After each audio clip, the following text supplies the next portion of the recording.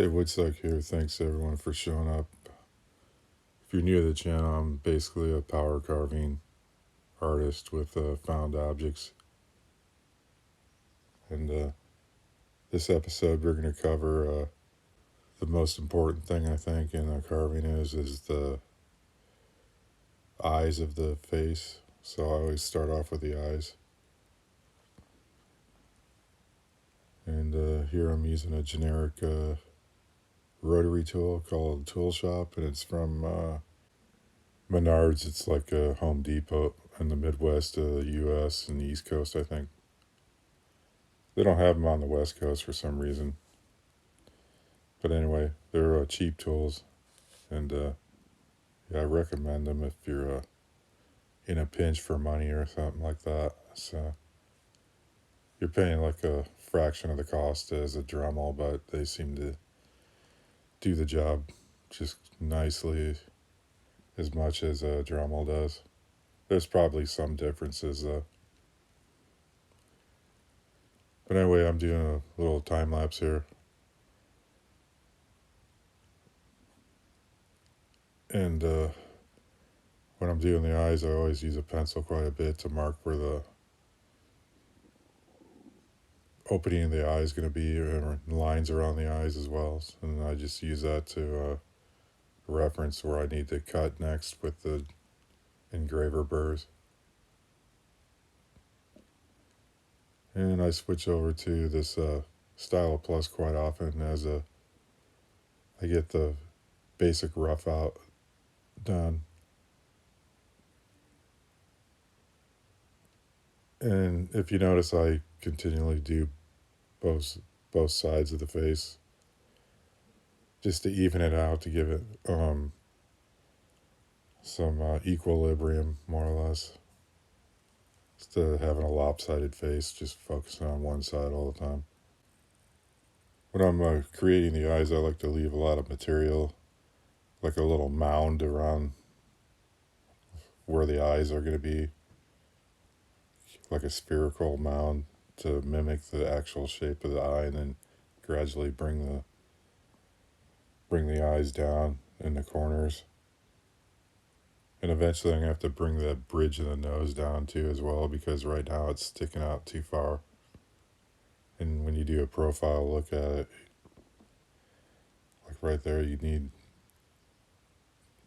to make adjustments by looking at where things need to be removed. Because eventually those eyes are going to get a lot deeper, because you want to have some depth to the piece instead of a flat looking face. Give it some more tangible, three-dimensional look to the face. But those eyes are like I said, are a pretty important part. I think I would tend to imagine most people, when they first meet a person, they look at their eyes first, I think. Maybe that's just me, but that's the way I look. And then I don't want to wear out a cliche, but they say the eyes are the window to the soul too. Or it could be, in this case, a window to the spirit's soul. Just to be cheesy, but anyway. Yeah, it's spend a lot of time on these parts of the face, and then when it comes down to the mouth area, it goes pretty quickly, because there's a lot of leeway with the mouth. You can cover it up with a mustache, beard, and get away with a lot of mistakes that way. And then after the eyes, I usually follow with the nose. Then after that, down to the mouth area. So it's like a 3-part step, more or less. But at the end of this video, we'll be delving into the nose area a little bit, which we're starting to do right now, kind of develop a lower area below the eyes.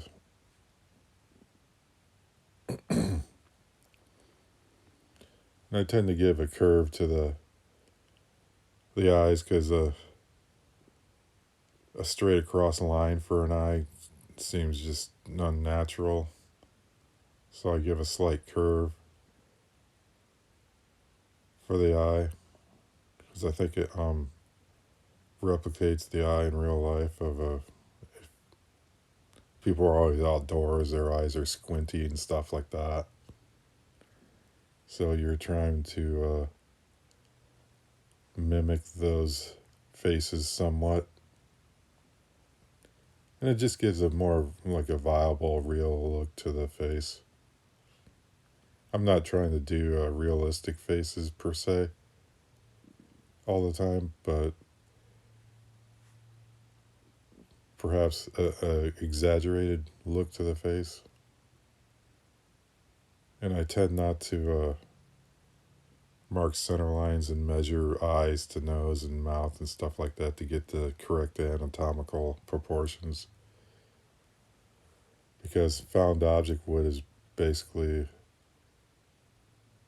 all there for you to put the face in, and it dictates where you put certain features of the face as well. So when it comes to drawing marks on the wood, more or less I kind of ignore that. It's more like a free-for-all. Yeah, I think it also helps if you have some drawing skills or painting skills. It does come in handy when it comes to sculpture and carving, because when you're using these Dremel tools, it's kind of like you're painting on a face, but you're using a removal tool, so you're removing material, and then you're kind of drawing on the face with these little Stylo Plus tools like this. So you're just going over the entire face, kind of like a map in the face, more or less, covering the entire area. And by the way, this wood's a piece of maple branch again, like I've used in the past videos here recently. It's a really nice wood. Yeah, I'm not sure what I'm going to do at the top of the head of this guy. Maybe I might put some horns on him or something, make him kind of mischievous or something like that. That'll be another decision. But in the meantime, I try to get the eyes done first and go from there. And this guy's going to have a full beard too. It's going to go all the way down to the bottom. And I got this really new Dremel burr. It's a tungsten carbide burr. It almost looks like a Kutzall style burr, but it's more random, I would say. But yeah, I gave it a shot, and it works really well. I'm going to do next video review on that one, and you'll see exactly what I'm talking about. So there will be a part 2 to this video, and it's going to be covering the wrap up of this face and putting in the mouth features and beard. So stay tuned. It's going to be similar length video to this one, like 10 minutes long. And so but also I wanted to use a burr that one of my subscribers gave me, Mike LaFleur. It's like a rotozip burr, but it's like I think it's a carbide burr if I'm not mistaken. But it's looks really aggressive, and it looks like a interesting tool to use, which I have yet to use because it's actually a larger shank than the normal 1/8 inch Dremel burr, so I have to use a rotozip tool, and I'll do that one probably the next video after the following one here. So I think those rotozips only have a single speed too. They're kind of like they're either on or they're off. if I'm not mistaken. So that'll be interesting. So yeah, thanks for watching. That's the end of this first part, and we'll see you on the second part. Take care. Bye.